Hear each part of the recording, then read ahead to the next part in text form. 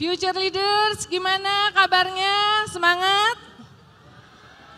Ayo, kurang kuat semangatnya. Future Leaders, gimana semangatnya? Oke, seperti janji dari Panitia Indonesia Millennial and Gen Z Summit 2023, kita sudah hadir di sini calon presiden Mas Ganjar Pranowo.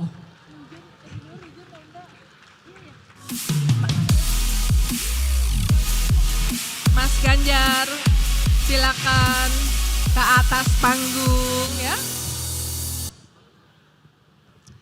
Baik. Baik. Mau foto di atas panggung, saya melipir dulu. Tahu nggak dia? Ini aktor top di masanya, namanya Bang Anwar Fuadi. Oke, udah ya? Baik, Bang Anwar, silakan.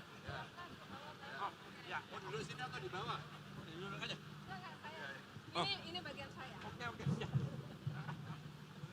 Baik, monggo Pinara. Minum dulu Mas, minum dulu. Minum dulu. Soalnya kurang gimana gitu ya? Soundnya.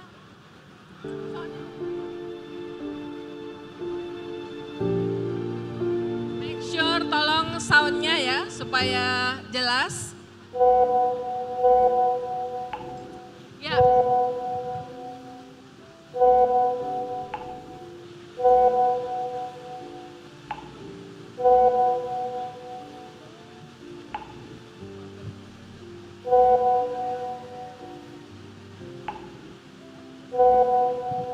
Ini chat ya, ini chat ya.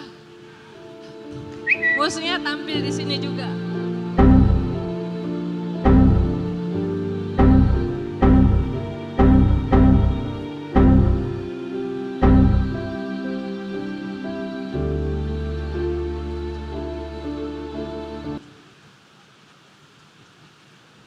Nah, kita akan mulai. Jadi, teman-teman sekalian, future leader dan tamu kehormatan kita, Mas Ganjar, pemilu kali ini merupakan pemilu langsung kelima yang terjadi di Indonesia dan pertama kalinya tercatat dalam sejarah sebagai pemilu yang menyedot anggaran terbesar, 76,6 triliun. Dalam pemilu 2024, 14 Februari, generasi milenial dan generasi Z atau pemilih muda yang berada pada rentang usia 17-37 tahun diprediksi menjadi kelompok pemilih dengan proporsi terbesar. Berkaca pada pemilu serentak 2019 sesuai data KPU RI, jumlah pemilih muda mencapai 70-80 juta jiwa dari 193 juta pemilih. Ini data diprediksi meningkat di pemilu 2024 ya. Pemilu 2024 kalau nggak salah 200-an ya pemilunya. Nah, kita akan ngobrol kompetisi gagasan, ide, tapi nanti ada kejutan-kejutan serunya. Pertama mungkin biar nggak ngos-ngosan ini Mas Ganjar pernah kesini nggak? Belum. Jadi ini pertama kali? Pertama kali. Teman-teman yang di belakang denger nggak? Kedengeran. Yang nggak denger angkat tangan, yang nggak denger. Oke ya. Kedengeran Denger ya, oke. Mas Ganjar, dari terakhir kita ketemu di Rumah Dinas 26 April 2023, beberapa hari sesudah dicapreskan oleh PDIP dan PDIP pada saat itu. Sejak itu Mas Ganjar udah berkunjung ke berapa kota sampai sekarang? Lupa. Lebih dari? Ya hampir Sumatera, mungkin seperempat. Papua baru pulang, Jawa saya kira udah semua, Kalimantan baru beberapa, Sulawesi separuh, ya itulah kira-kira. Ya ya. Oh jadi lumayan banyak. Nah aku sebetulnya next question adalah yang Mas Ganjar tuh punya ngeliat pada di kota mana yang Mas Ganjar merasa kok prihatin banget gitu. Kok apa? Prihatin banget. Papua. Papua. Kemarin Papua baru pulang. persisnya di kota mana? Kemarin saya ke banyak kota ya, mulai dari Manokwari, kemudian ke Sorong, kemudian ke Jayapura, sempat di beberapa tempat seperti di Raja Ampat, dan di Sorong itu kami ketemu dengan salah satu warga, bukan salah satu komunitas warga, dia berada pada posisi yang kurang baik begitu, dan mereka menyampaikan, Pak, apakah nasib kami bisa lebih baik? Dan Bapak tolong datang ke kampung kami dan saya diarak. Ternyata saya menemukan soal housing, soal perumahan menjadi problem, dan yang kedua soal pekerjaan. Ini dua yang ya saya upload kok di IG saya ya, bahwa saya kira kondisi rumah itu sangat-sangat tidak layak untuk mereka tinggal di situ. Itu contoh yang kemarin kami mendapatkan masukan dan saya bisa melihat langsung. Padahal kalau menurut data, dana APBN pusat yang paling banyak ke daerah tuh Jawa semuanya, lalu berikutnya Papua. Ya. Jadi menurut Mas Ganjar kenapa kok itu terjadi? Dana otsus maksudnya ya. Ya. Justru sebenarnya ini momentum yang bagus karena Papua itu kan sekarang dimekarkan dan sekarang total ada 6 provinsi dan kekhususan yang dimiliki inilah yang diharapkan oleh masyarakat bahwa itu kelak akan men-trigger kesejahteraan mereka, men-trigger banyak lebih pekerjaan, anak-anak bisa sekolah dan ya tentu saja nasibnya akan lebih baik. Ya. Tapi pada sisi yang lain saya ketemu dengan anak-anak muda dari Papua, dia keren banget. Dia bilang begini, Pak saya desainer loh, saya pencipta lagu loh. Dan ada 2 grup band lokal yang menciptakan lagu buat saya, terharu juga saya. Dan tentu saja saya melihat ya perbedaan antara ciri perkotaan dan di remote area yang ini menjadi gap. Dan tentu saja sekali lagi dengan 6 provinsi yang ada di sana, dengan otsus yang ada di sana, saya sampaikan begini, teman-teman yang ada di Papua, ambil alih, cepat segera membuat inisiatif agar apa yang sudah diberikan ini bisa digunakan sesuai dengan kepentingan. Lalu ada yang bertanya begini, caranya bagaimana? Caranya ikut terlibat dalam musrenbang. Nah itulah beberapa poin terkait dengan tindakan afirmasi atau kekhususan harus diciptakan. Terutama 1 perempuan. Kelompok perempuan ini rentan nih. Yang kedua. Ini untuk semuanya ya? Untuk bukan semuanya, hanya Papua ya untuk semuanya. Terus kemudian yang kedua lansia kita. Yang ketiga penyandang disabilitas dan yang keempat tentu anak-anak. Kenapa anak-anak? Karena inilah yang kita siapkan kelak kemudian hari mereka ya generasi hebat yang kita harapkan lah. Itu kita sampaikan. Tapi saya tanya, ada enggak yang kemudian di antara kalian ini pernah ikut musrenbang itu? Belum semua. Maksud saya aspirasi itu. Atau kita tanya di sini ya. Ada yang pernah ikut musyawarah perencanaan pembangunan di tempat masing-masing? Di masing-masing tempatnya. Ada lumayan 1, 2, 3. Oh, ini contoh lumayan 3 orang.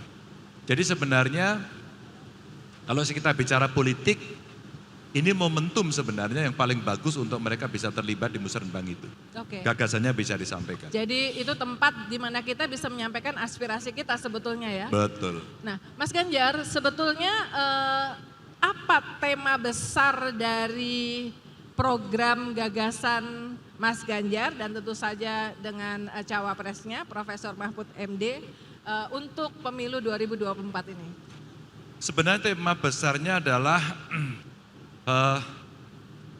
bagaimana Indonesia bisa unggul dan ini dibangun dengan lebih cepat karena selama ini relatif infrastruktur sudah disiapkan, suprastruktur sudah disiapkan, maka kalau kita mau mencapai apa yang kita inginkan harus dengan gerak cepat.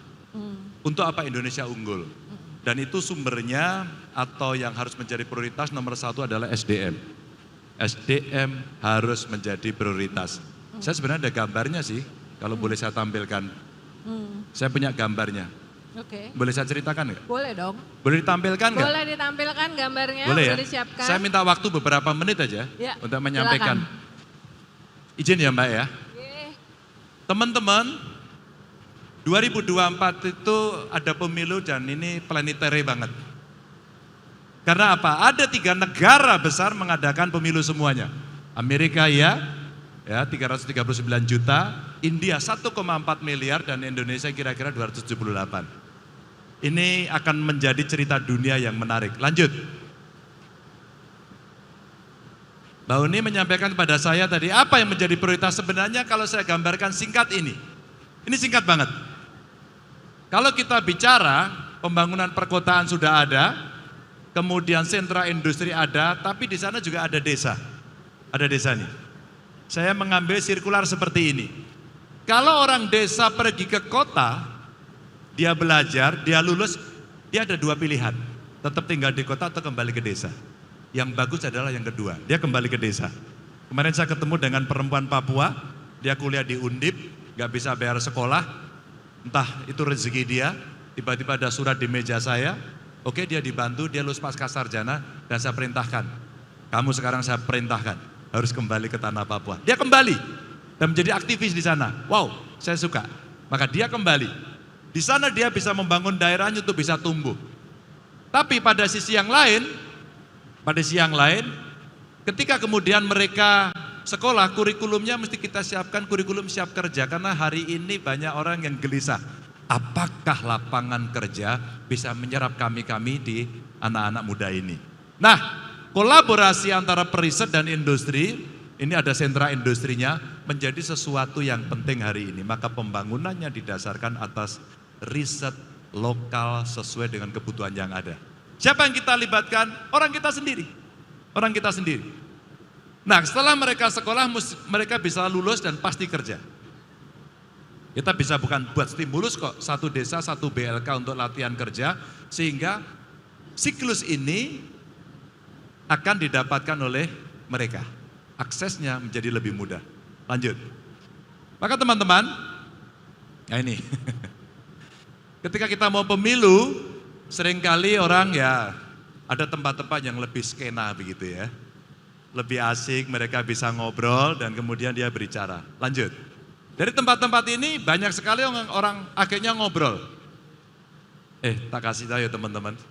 Ketika kemarin terjadi polusi gila-gilaan, itu angkanya dari Kementerian Kesehatan itu 17,8 triliun tanggungan BPJS akibat polusi udara.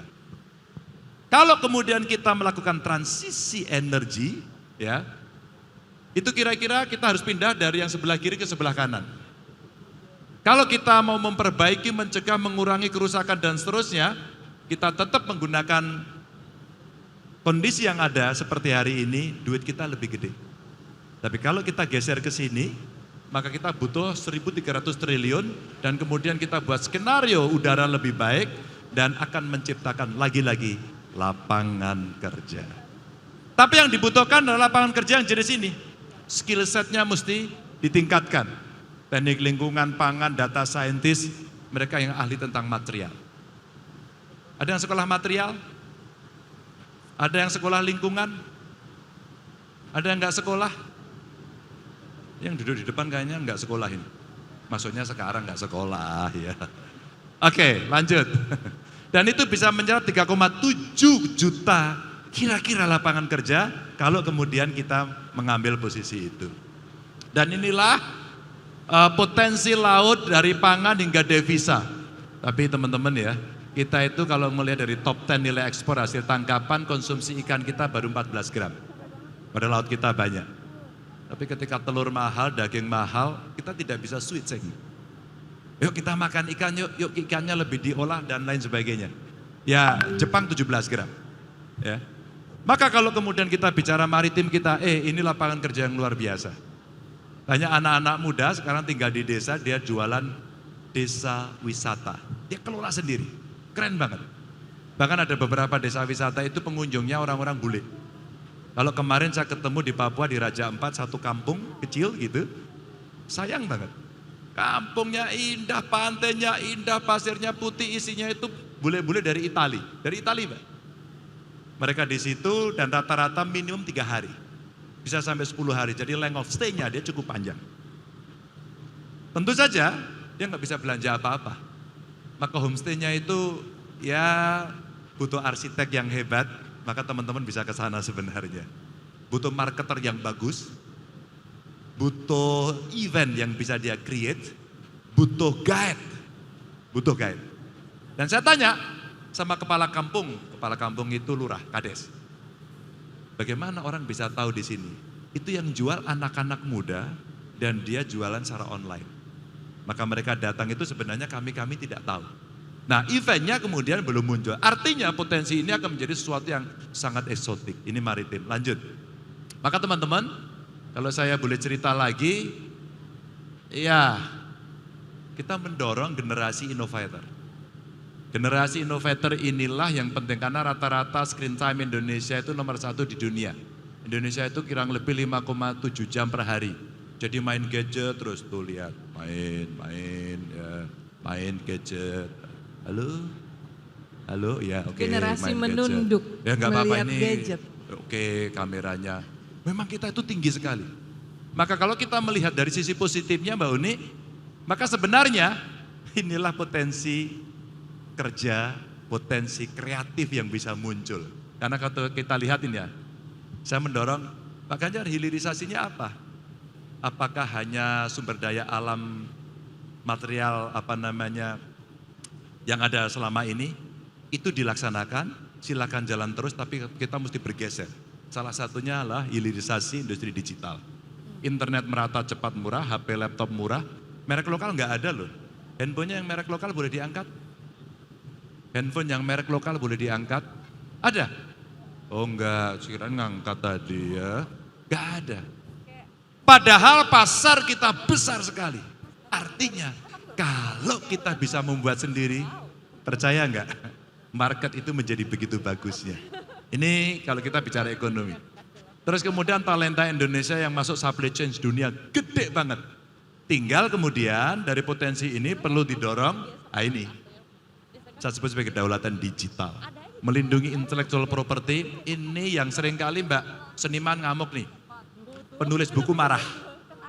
Karena dia ngeluarin bukunya besok dibajak. Pemain film sama Bang? Sama, buat film, lagi diputar, masuk dunia digital, besok sudah ada. Ini problem serius pada intellectual property rights. Jadi IP-nya butuh perlindungan, transaksi dalam negerinya bisa menggunakan rupiah dan regulasinya fair. Kalau ini terjadi potensinya 4.531 triliun dunia digital. Dan biasanya anak muda yang sangat gemar di dunia bisnis ini. Lanjut.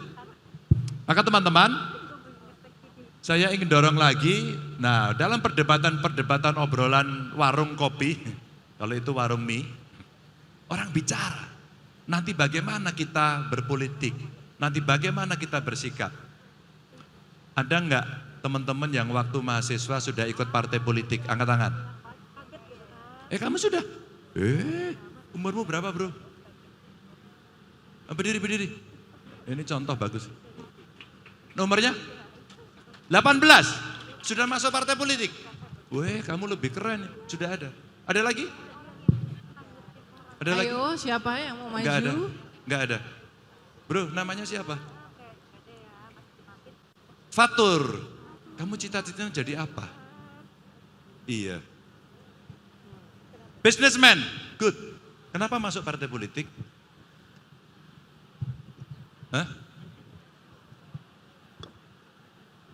Oke, lebih suka dan kenal. Oke, ini contoh Mbak. Suatu ketika banyak orang alergi dengan partai politik. Saya ngobrol dengan kawan-kawan muda mahasiswa, lalu saya ceritakan. Siapa yang pengen jadi gubernur? Saya Pak. Pengen jadi bupati saya, pengen jadi businessman. Pengen jadi pengambil keputusan, anggota dewan. Tapi ternyata teman-teman, gak ada yang mau masuk partai politik. Pada seluruh kehidupan kita butuh keputusan partai politik. Lalu saya contohkan, ya saya kalau hari ini tidak dalam posisi ini, saya kira Mbak Uni gak ngundang saya tuh. Enggak dong, sebelumnya kan kita udah undang. Ya tapi aku udah waktu itu gubernur aku. Sama. Kalau kita tidak dalam jabatan ini nggak diundang. Maka saya berikan contoh ini. Saya bilang dari ideologi turun ke hati. Ternyata saya coba kumpulkan, umur 24 tahun saya gabung partai politik. Xi Jinping itu 21 tahun, Obama 35 tahun. Xi Jinping mulai dari pernah jadi wali kota, pernah menjadi gubernur, dan akhirnya menjadi kongres. Ini Mari kita maksudnya lihat. Mas Ganjar mau bilang bahwa semua harus lewat proses. Iya Mbak, nggak ada Tidak yang bisa instan. langsung dari wali kota kemudian menjadi cawapres. Biar jelas nih, Yang ini Mas. provokatif Biar jelas ini, nih, Mas. provokatif. No. Ya. Semua berproses. Maksud saya ketika orang mau masuk ada proses panjang yang mesti kita bikin. Terus saya tunjukkan, pernah menjadi DPR semuanya. Yang 2 sudah jadi presiden. Tuh. Ya. Saya mau cerita sebuah proses ini kadang-kadang berdarah-darah, sakit, ditempa, panas, jatuh, bangkit lagi, jatuh, bangkit lagi, sehingga dia kenyal. Ini saya contohkan saja. Pada saat kita berada pada posisi yang penting untuk bisa mengambil keputusan, kita akan bisa lakukan. Apa yang kita harapkan? Umpama tadi, keluarga miskin saya cari 1 keluarga miskin 1 sarjana. Kamu sekolah, biar pengentasan kemiskinannya sistematis. Mereka yang sekolahnya baik, biasanya pendapatnya lebih baik. Baik. Biasanya dia juga akan bisa menyelesaikan. Ya. Ini Ini contohnya. udah nggak ada Oke. slide-nya kan, biar boleh nanya ya. Jadi Mas, tadi itu programnya yang semuanya disiapkan. Tadi yang saya nangkap hilirisasi jalan terus, tapi bukan sekedar hanya ditambang ya. Tapi Presiden Jokowi ini approval rate-nya lebih dari 80%. Jadi apa yang membuat program Mas Ganjar itu lebih baik daripada Presiden Jokowi? Saya tidak usah membandingkan, orang akan menilai apakah kemudian yang kita sampaikan itu benar atau tidak. Suatu ketika saya bertanya kepada masyarakat, apa problem hari ini yang muncul? Ada 3. Ini berdasarkan hasil polling. Pendapatan saya Pak, salary. Yang kedua lapangan kerja. Dan yang ketiga adalah KKN. Ini 3 terbesar dari yang ada. Maka kenapa kemudian saya bicara SDM menjadi prioritas pertama, agar nanti ketika kemudian investasi masuk, siapa tenaga kerjanya? Ya kita sendiri. Siapa yang ahli di situ? Ya kita sendiri. Siapa yang mengerjakan itu? Ya kita sendiri. Kalau belum bisa, kita kolaborasi.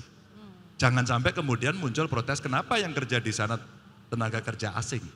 Itu contohnya. Dan kita akan mendapatkan bonus demografi dalam waktu 13 tahun ke depan kalau kita sukses. Tapi kalau tidak, akan menjadi malapetaka. Maka saya tawarkan kemudian siklus yang tadi disampaikan. Nah, waktu kita wawancara, saya tanya, Mas Ganjar memimpin Jawa Tengah itu apa yang paling dibanggakan? Kisah suksesnya.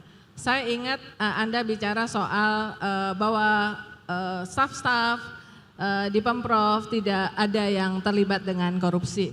Nah, karena hari-hari ini kita melihat bahwa pimpinan-pimpinan elit-elit negeri ini kena kasus korupsi, apa komitmen dari Mas Ganjar terhadap pemberantasan korupsi? Pertanyaan yang sama pernah dilemparkan oleh seorang wartawan kepada saya. Mas Ganjar, apa yang Anda banggakan selama 10 tahun menjadi gubernur? Nilai integritas dari ASN yang saya pimpin naik tinggi sekali. Korupsi bisa kita tekan. Karena itu baik, maka layanan pemerintahan bisa lebih mudah, murah, cepat. Itu kebanggaan saya yang sampai hari ini saya terima kasih sama kawan-kawan saya menjaga integritas itu. Ketika kemudian mereka mendapatkan gratifikasi, mereka dengan sangat enak, maaf, terima kasih, tidak perlu. Ya. Beda kemudian dengan orang yang malah mencari.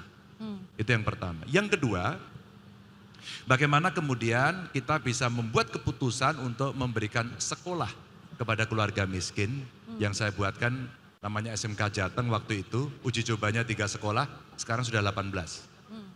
Mereka yang sekolah di situ dari keluarga miskin ternyata dalam waktu 3 tahun mereka bisa belajar, semua dibiayai dari Pemprov, dan kemudian mereka tahun keempat hampir 100% sekolah, kerja, membantu orang tuanya. Oke. Ini yang kemudian kita dorong.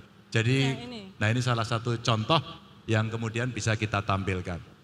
Yang ketiga adalah inovasi dari kawan-kawan ketika kemudian kita dorong bahwa inovasi di setiap dinas itu penting.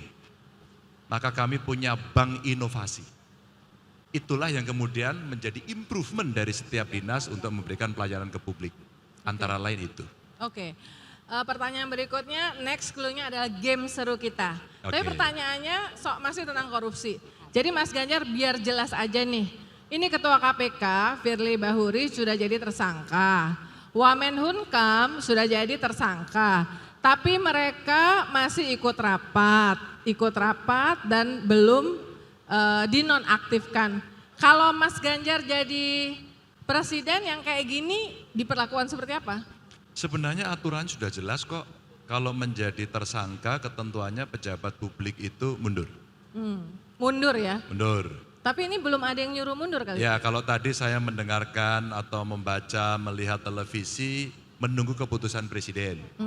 Karena dengan keputusan presiden kemudian itu menjadi waktu untuk dia mundur. Dugaan saya presiden tidak akan lama lagi mengeluarkan itu. Oh oke. Sekarang tadi serius dan tapi keren, substansial. Ini break di tengah ada games karena ini milenial ya. Jadi teman-teman sekalian future leader di IDN Times itu rubrik quiz itu nomor 1 di antara semua media digital ya. Ini beneran datanya. Nah saya ingin mengajak Mas Ganjar untuk menjawab kuis ini ya. Kuis ini ditujukan untuk menjawab dari jawaban kliknya Mas Ganjar. Mas Ganjar tuh sebenarnya lebih ke sosok presiden yang mana? Bisa ke Mas Ganjar, bisa ke Anies, bisa juga ke Pak Prabowo. Kita mulai yuk. Pertanyaan pertama. Apa makanan favorit? Ini ya plakat sama video juga ya. Saya? Pilihannya. Nasi goreng. Nasi goreng. Oke. Iya. Next question. Apakah suka berpikir makanan apa yang akan dimakan besok? Enggak. Enggak ya. Jadi enggak sih. Yang mana itu? Bebas. Ya betul. Oh itu ya. Oke. Next. Oh ada jawaban tergantung keuangan ya? Itu dulu Mbak waktu saya masih sekolah. Oh. Nasi kucing ya. Ya nasi kucing. Kalau kejebak macet di mobil, hal apa yang akan dilakukan? Kalau Jawabannya? sorry. Kalau kamu kejebak apa tadi? Kalau kejebak macet di mobil, hal apa yang akan dilakukan? Apa pilihannya? Oke, menunggu. Bukan maraton ya? Iya. Gak ada pilihan maraton ya? Kalau nggak ada acara yang menunggu. Menunggu ya? Tapi kalau ada acara naik ojek. Oh naik ojek, jadi pilih yang mana nih? Keluar mobil dan naik ojek online ya? Anggap aja kita ada acara ya, keluar Oke. mobil naik ojek. Oke, pertanyaan berikutnya. Terakhir ya. Apa yang akan dilakukan untuk meraih tujuan? Pilihannya di bawah. Mencoba meraih lalu berhenti bila sudah nggak sanggup, berusaha keras dan pantang menyerah sampai itu terwujud. Melakukan berbagai macam cara yang bisa Jebakan Gak Batman enak ya. banget sih ya. Oke. Pertama. jawabannya apa? Pertama ya. Ya. Oke, kita lihat hasilnya. Oh, masih ini ada masih lagi. Ketika ada sebuah masalah, bagaimana responsnya Mas Ganjar? Ketika ada sebuah masalah, bagaimana respon kamu? 1, berpikir positif, meminta pandangan, segera mencari tahu sumber. Terakhir, Segera mencari tahu sumber masalahnya. Ya. Oke, hasilnya. Oh, tapi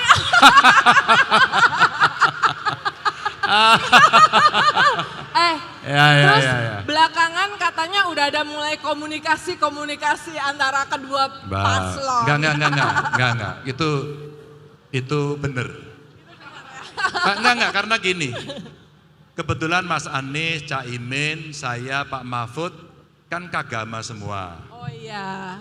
Jadi saya sebagai Ketua Umum Kagama juga harus, ayo yang alumni UGM ini, karena kita dipercaya rakyat, kita mesti membuat segala sesuatunya terpercaya, kredibel. Itu sebenarnya, bukan yang lain. Oke, jadi sebenarnya sudah ada alasan yang mempersatukan adalah sama-sama alumni Kagama plus yang lainnya.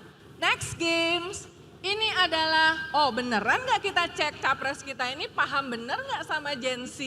Ya kan? Ini adalah kamus Gen Z. Coba, ini apa kepanjangannya? Jangan nanti Aduh apa ya? Aku cuma sering dengerin anakku ngomong YOLO. Siapa yang bisa jawab? Teriak kenceng. Siapa yang bisa jawab? Oke, apa? Jawabannya, ayo. Bung Tebo tahu? Jawabannya tahu? Tahu Bung Tebo? Kita Nggak tahu tampilin ya, oh, nggak tahu jawabannya. ya. Kita Ini udah ada tua. 10 ya. You only, live once. Next question. Yang tahu-tahu aja. Tahu kalau itu aku. Tahu nggak? Yang Capresnya tahu-tahu aja. tahu. Oh iya, tahu. Tahu kan ya, Oke. bener kan? Jawabannya, oke. Ada yang mau jawab? Maju ke depan. Oh, jawabin capres loh ini. Oke, jawabannya yang tahu-tahu aja. Oh bisa tadi, berarti udah 1 poinnya ya. Oke, next. Tuh udah ada mau jawab, kasihan Mbak, Dia yang kasihan jawab, Mbak. kasihan ya. Apa, Apa? tuh? Oke, lanjut. Jawabannya? Takut banget loh. Next. Betul, betul. Yang sini Oh, nggak itu. ada tuh. Tuh. Sopo sing iso jawab. Kamu terus gantilah Apa? sini. Oke, lanjut. Ya guys ya, Ya, guys. abis gini kayaknya Mas Ganjar ngapalin. Next. Ini pasti Ya, tahu dong. tahu lah. Tahu dong, Ya. iya ya. Heeh. Ya, kalau yang ini. Apa tuh? Tapi tahu-tahu Ya. beneran nggak? Apa? For your information. For Ya. your information. Ya, Oke, ya. tepuk tangan. Betul ya? Oke. Ya bener ya. 2, yang bener next. Oh, masa ini nggak tahu? Ya, nggak tahu ini aku. Nggak tahu ya. Ada yang bisa jawab? Dia tahu semua. Ini Ini. fear of missing. Oke, lanjut dibuka Ya. jawabannya. Fear of missing. Ini Fear kepo of mas. missing out, ya. Kepo. Next. Ini pasti tahu dong. Ini pasti tahu dong. Enggak Mbak, ini plat nomor teman saya. Namanya TB Hasanuddin. Oke, jawabannya. Oh, to be honest. Ya, Oke, ya, to be lanjut. honest. Waduh. Ini Oh. apa di belakang mau jawab teriak kenceng. Oh, if you know, you know. Oke, Ya. jawabannya. Oke. If you know, you know. Oke, next. Ini pasti bisa dong. Bisa dong. Oke, apa nih? Ya. Oke, Oke, be right be right back. back. Oke, ini udah terakhir ya? Oh, tahu kamu? Apa teriak? Oh, coba betul enggak? Oke. Kenapa enggak? Oke. Kenapa diangkat tangan? Ini tuh udah terakhir ya? Oh, ini terakhir. Bisa dong. Kalau ini saya kalah ini, kalah cerewet. Ini sebetulnya bahasa slang dari culture. Culture. Udah Kalah selesai? cerewet sama Mbak Uni ya. Oke, jadi tadi berapa yang bisa dijawab? Tapi tepuk tangan untuk semangatnya, ya kan? Nah, sekarang saya mau ngundang satu dari kalian yang cepet-cepetan ya, cepet-cepetan, mumpung orangnya bisa jawab langsung. Kalian ada nggak di sini yang merasa pernah dikecewakan oleh Mas Ganjar? Ayo, siapa? Ngaku. Dan kenapa kecewa? Biar langsung dijawab. Siapa yang mau jawab? Hah? Wah, kayaknya pendukung semua nih, kagak ada yang kecewa ini. Nggak ada ya. Hah? Bang Timbo pernah merasa dikecewakan? Iya. Nggak ada. Oh, ternyata nggak ada, ya kan? Jadi berarti semuanya di sini merasa nggak dikecewakan. Jadi selamat nih Mas Ganjar, lolos dari yang bagian itu. Monggo Pinara. Mas, Ada aja. ini habis ketawa-ketawa. Ini ada titipan pertanyaan Mas. Ini surveinya Ganjar Mahfud, ini kan turun. Terus Mbak Puan bilang akan mengevaluasi komunikasi yang terlalu sering mengkritik karena Mas Ganjar sama Pak Mahfud belakangan tuh sering, ini kecurangan, potensi kecurangan. Gimana itu Mas? Saya punya survei sendiri, tapi saya menghormati survei orang lain juga. Jadi membaca data dalam kondisi seperti ini, seperti 5 tahun yang lalu, 10 tahun yang lalu, karena hampir 4 kali pilpres saya ikut terus. Saya ikut tim, saya menjadi tim suksesnya Mega Prabowo, Mega Hasim, Pak Jokowi JK, Pak Jokowi Yai Ma'ruf, saya ikut terus. Dan hari ini saya berkampanye untuk diri saya sendiri dan Pak Mahfud. Jadi saya membaca itu bagian dari polling memberitahukan sebuah peristiwa di beberapa tempat. Dan kami punya datanya, kami juga punya survei sendiri. Buat kami itu biasa saja, nggak apa-apa. Yang perlu dilakukan sekarang adalah bagaimana bertemu dengan masyarakat dan kita berkomunikasi untuk menjelaskan. Karena pesannya lebih pada pesan edukasi.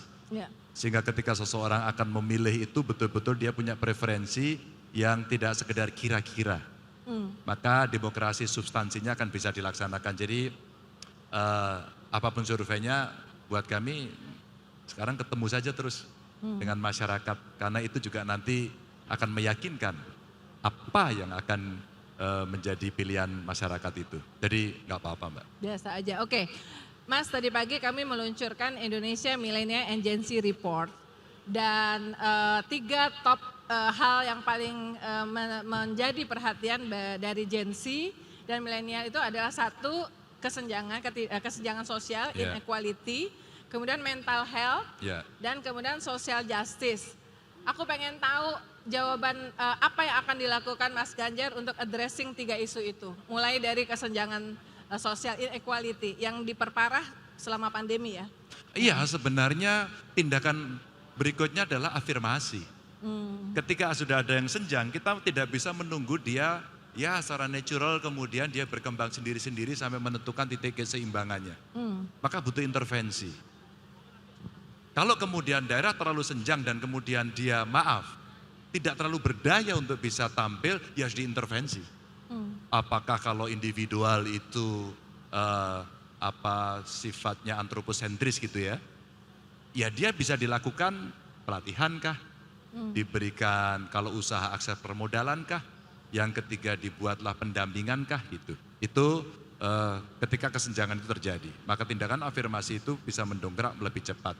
Yang kedua tadi mental health. Saya membahas ini 2 kali dan luar biasa. Animo masyarakat dahsyat.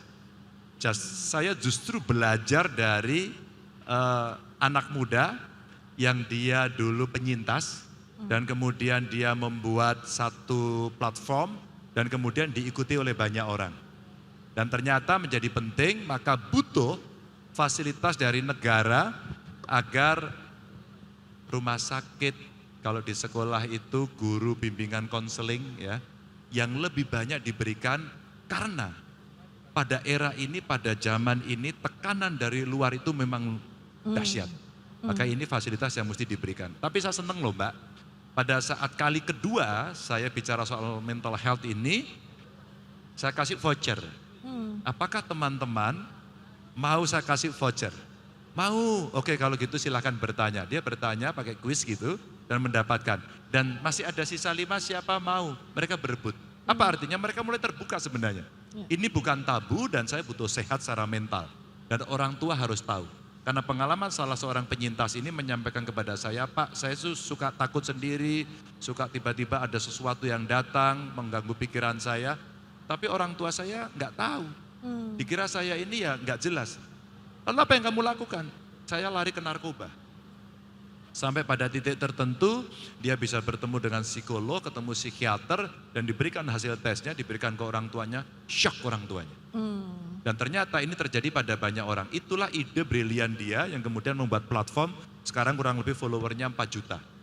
Saya respect betul sama anak muda ini dan ini mencolek pemerintah bahwa, hei pemerintah, Anda hutang kepada masyarakat soal persoalan ini. Sebelum yang ketiga, karena ngomong mental health, ini saya jadi pengen tahu parenting nih. Ke Alam Ganjar ya. Ini kan Gen Z ya? Gen Z atau udah masuk milenial ya? Dia Gen Z. Gen Z ya. 3 hal yang prinsip parenting yang Mas Ganjar berlakukan untuk Gen Z ini dengan case tadinya adalah anak sendiri. Enggak sih, kalau saya lepaskan aja dia. Saya hanya bilang, kamu tidak boleh mengikuti pikiran-pikiran yang radikal. Maksudnya sayap yang tidak sesuai dengan nilai-nilai Indonesia. Yang kedua, tidak narkoba. Ya. Dan ketika kamu bisa melakukan itu, kamu punya banyak pilihan-pilihan untuk kamu bisa menentukan sikapmu. Sehingga sebenarnya saya hanya membuat barrier-barrier Mbak, untuk kemudian dia bisa melakukan. Oh ya, satu lagi, hormatilah orang lain. Di luar itu silakan. Kalau sama Ibu Atiko, kan lagi rame nih bagaimana peran ibu negara dalam urusan cawe-cawe soal capres-cawapres ini ya. Kalau Mas Ganjar nanti jadi presiden, itu bagaimana memposisikan ibu negara, apakah akan cawe-cawe juga? Istri saya setidaknya menjadi pendamping suami yang 4 periode di jabatan publik. Memang yang 2 legislatif, sehingga cawe-cawenya nggak terlalu banyak. Nah yang kedua ini di jabatan eksekutif, Ya, sebagai istri gubernur. Ya? Istri gubernur. Ujiannya ada di sana. Maka saya sampaikan sebagai satu nilai bersama, kalau urusan kantor itu adalah urusan suami. Kecuali ada sekian yang memang menjadi kewenangan sebagai seorang istri dari pejabat publik. Contoh, waktu saya jadi gubernur dia kan pembina PKK. Terus kemudian dia diminta menjadi ketua Kakwarda. Ya. Ketika kemudian dia bicara soal ini, saya menghormati dia. Tapi ketika kemudian saya menaruh jabatan-jabatan tertentu, dia tidak mau sentuh itu. Ada kejadiannya Mbak. Ya, aku didatengin seseorang, dia udah kerja. Manggilnya Yang ya? Ya. Manggilnya Yang? Ya, ayah. Oh ya, kirain Yang, sorry. Ya. Aku didatengin seseorang, dia sudah kerja cukup lama, kayaknya perlu diperhatikan dia. Terus apa? Ya kalau dia minta, kalau bisa dipromosikan. Ya, ini adalah statement pertama dan terakhir. Oke. Nanti akan saya tes, akan saya cek, tapi selanjutnya tidak boleh lagi. Dan akhirnya dia tahu peran-peran itu. Memang tidak mudah Mbak menghadapi situasi seperti ini, maka ya mudah-mudahan 10 tahun dia sudah latihan, cukup bisa memberikan perspektif kepada dia agar ada batas-batas yang tidak boleh dimasuki dalam jabatan publik. Baik, antara Mas Ganjar sama Ibu Atiko siapa yang lebih jago lari maraton sebetulnya? Jago? Lari maraton. Lari maraton. Lari? Maraton. Yang maraton? Ya, siapa yang lebih jago? Oh ya jago istri saya. Oh gitu ya? Ya terakhir dia baru minggu kemarin dari Borobudur Maraton dan dia finish. Finish, Saya 42 baru kilo. Saya baru half maraton. Oh, oke. Baik, saya membuka 2 pertanyaan, kesempatan dari audiens untuk bertanya kepada calon presiden 2024 Ganjar Pranowo. Nih. Yang Mbak ini, monggo Ya, langsung silakan dikasih. perempuan dulu. Tak kasih mic-nya karena agak lama ini. Maju boleh Mbak. Ya. Halo, saya Nurul Hoiriyah dari popmama.com. Pertanyaan Nurul? saya, Nurul Hoiriyah. Oke, Oh, ya. panggilannya Nurul. Ya. Ya. Pertanyaan saya adalah, bagaimana Bapak berencana mendukung model pekerjaan fleksibel dan work-life balance yang umumnya diambil oleh Gen Z dan milenial? Terima kasih. Pekerja Very fleksibel. good question. Jadi flexible working arrangement Oh, oke. yang sebetulnya lebih diminati oleh milenial dan Gen Z. Apakah Mas Ganjar mendukung? Itu sebagai Bagaimana sebuah pilihan mendukung? kita dukung. Kita pernah belajar work from home, work from anywhere, karena teknologi. Ini pertanyaan bagus loh. Kamu setuju nggak itu? Oh kamu setuju? Kamu hebat loh. Tepuk Tepuk tangan tangan buat dong. Nurul. Mbak, ini Kan? surprise buat saya. Karena pada sisi yang lain kemarin dalam konteks gig ekonomi, di mana orang kemudian tidak diikat kontrak kerja gitu ya, itu ada yang ketakutan Nurul. Pak Ganjar saya nggak mau kerja kayak gitu, saya kerjanya maunya pekerja tetap, kerja di IDN, dapat gaji tetap, berkarir, kira-kira begitu, ngantor. Maka sebenarnya itu soal opsional. Kamu mau ngambil jenis pekerjaan itu sehingga kamu bisa bekerja sendiri, atau kamu mau ngambil yang tetap. Sebenarnya inilah kondisi real hari ini. Yang harus disiapkan sebenarnya satu aja. Kalian mesti siap dengan perubahan, kalian mesti siap untuk bekerja dengan cara apapun, dan kita mesti mengatakan satu, saya siap menyelesaikan itu. Jadi saya dukung. Oke, next question. Siapa yang mau bertanya? Oh oke, udah pegang mic, nama, pertanyaan langsung.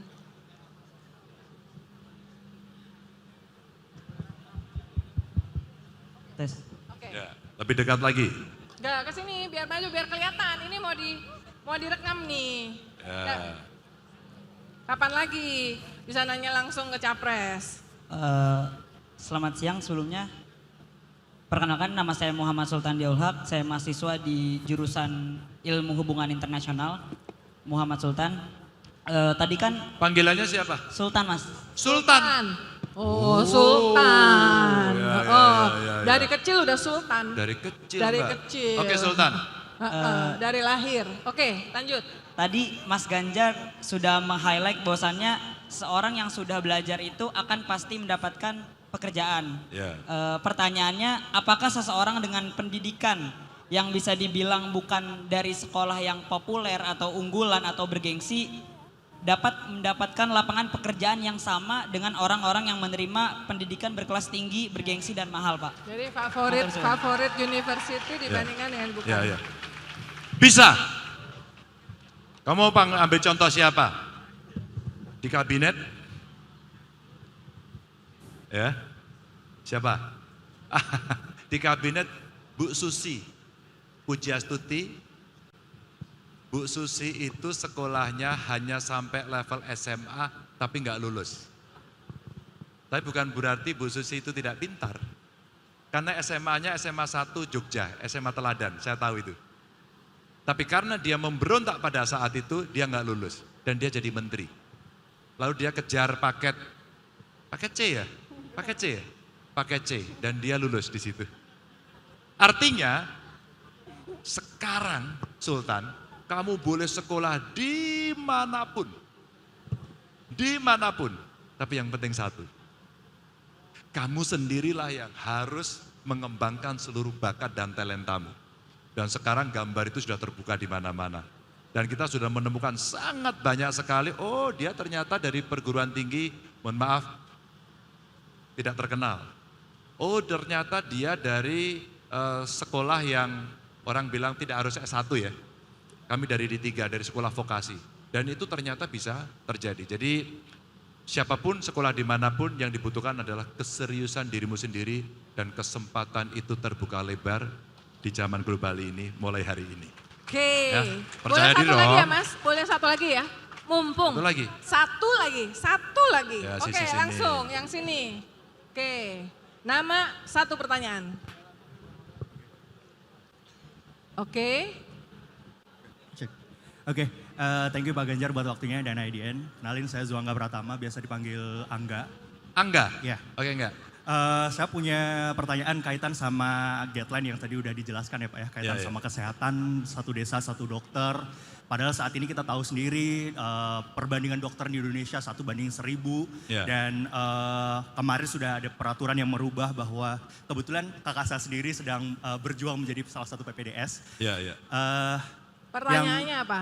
Pertanyaannya gimana sih nanti negara itu bakal mensupport bagaimana produksi dokter itu bisa mencakup setiap satu desa satu. Dan yang kedua kaitan sama yang tadi hilirisasi, China berhasil dengan tax refund, apakah Indonesia akan berusaha mendorong eksportir lokal kecil untuk mendapatkan hal yang sama seperti di China? Terima kasih, monggo dijawab. Ini pertanyaan profesional. Ini gagasan, masuk lagi ke gagasan. Kenapa kemudian kita mesti membuat satu desa, satu puskesmas minimal, satu pustu dan satu dokter? Karena layanan kesehatan kita masih dikomplain oleh rakyat, betul nggak sih? Betul nggak? Itu persoalan yang mesti diselesaikan. Maka pada tingkat prioritas, inilah yang harus menjadi crash program. Crash program. Kalau tidak, kita lewat. Malaysia ingin menjadi satu negara untuk melayani kesehatan, dia menyekolahkan lebih banyak anaknya ke seluruh dunia untuk pendidikan kedokteran. Maka mesti kita bikin akses itu dan jumlahnya lebih banyak agar bisa mengisi. Karena bro, yang penting, ingat ya, kalau layanannya baik, semua mulai ibu mengandung, bahkan sebelum menikah, itu sudah dalam pemeriksaan. Kalau ibu hamil, kandungannya sehat, gizinya cukup, dan kemudian anak yang dilahirkan juga sehat, Maka indikatornya 1, angka kematian ibu melahirkan ditekan. 2, angka kematian balitanya tidak ada. 3, stunting bisa kita cegah. Maka inilah investasi SDM yang paling unggul untuk nanti dia mendapatkan baru di atasnya pendidikan. Ingat ya, kalau itu tidak terjadi nggak bisa. Tapi kan berat, kalau kita bicara biasa-biasa saja, tidak akan terjadi situasi yang kemudian memperbaiki keadaan. Oke. Maka pakai infrastruktur yang lebih baik. Baik. Tadi, yang kedua apa tadi? Oh, tax refund. Proteksi. Tax refund. Tax refund.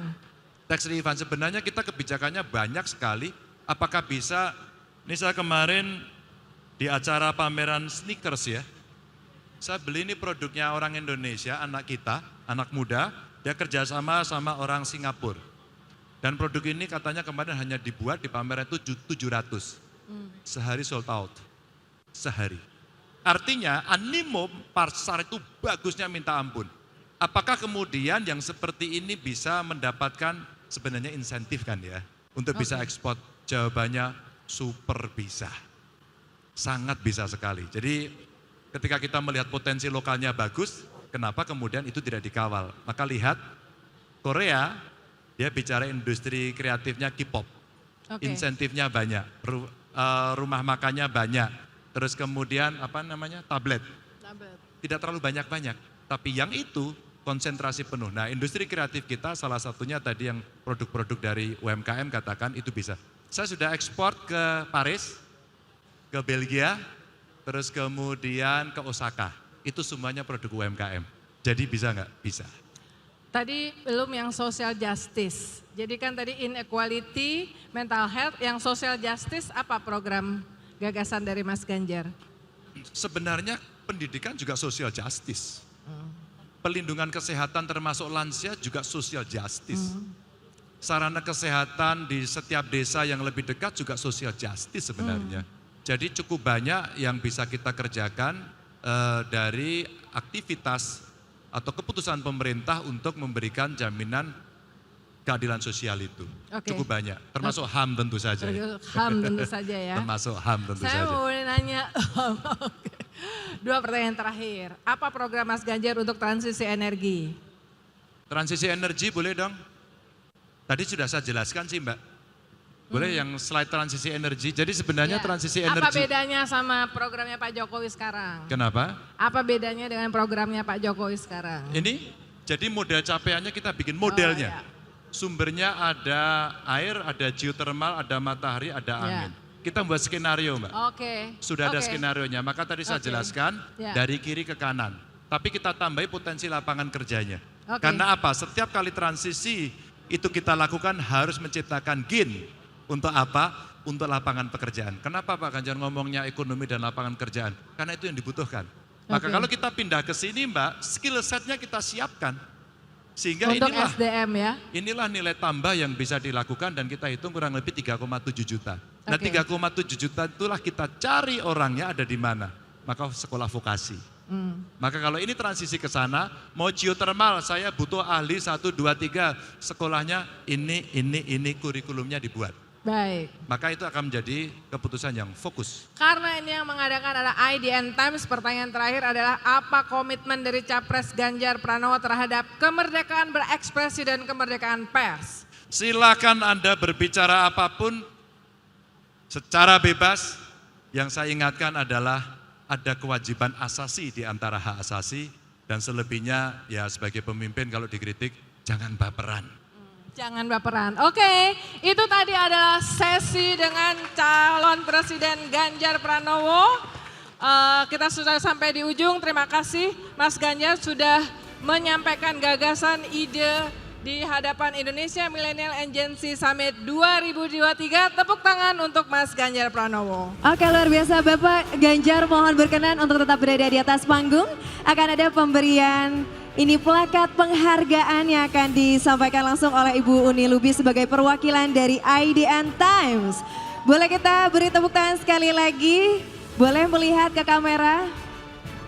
Oke, kita akan foto dulu. 1, 2, 3. Izin satu kali lagi. 1, 2, 3. Yes, dan untuk selanjutnya kita juga akan mengundang Bapak Winston dan juga Bapak William untuk bisa bergabung berfoto bersama. Oke. Dan juga papan caturnya kami persilakan. Iya, ini adalah papan catur langsung persembahan dari IDN. Untuk calon Presiden Republik Indonesia 2024 Bapak Ganjar Pranowo. Boleh bergeser lagi? Oke. Silakan, ini banyak kamera sentralnya, izin Bapak dan Ibu, 1, 2, 3. Satu kali lagi, 1, 2, 3. Setelah itu ada video, Bapak boleh, Pak Ganjar boleh kita ada video dulu Bapak. Izin.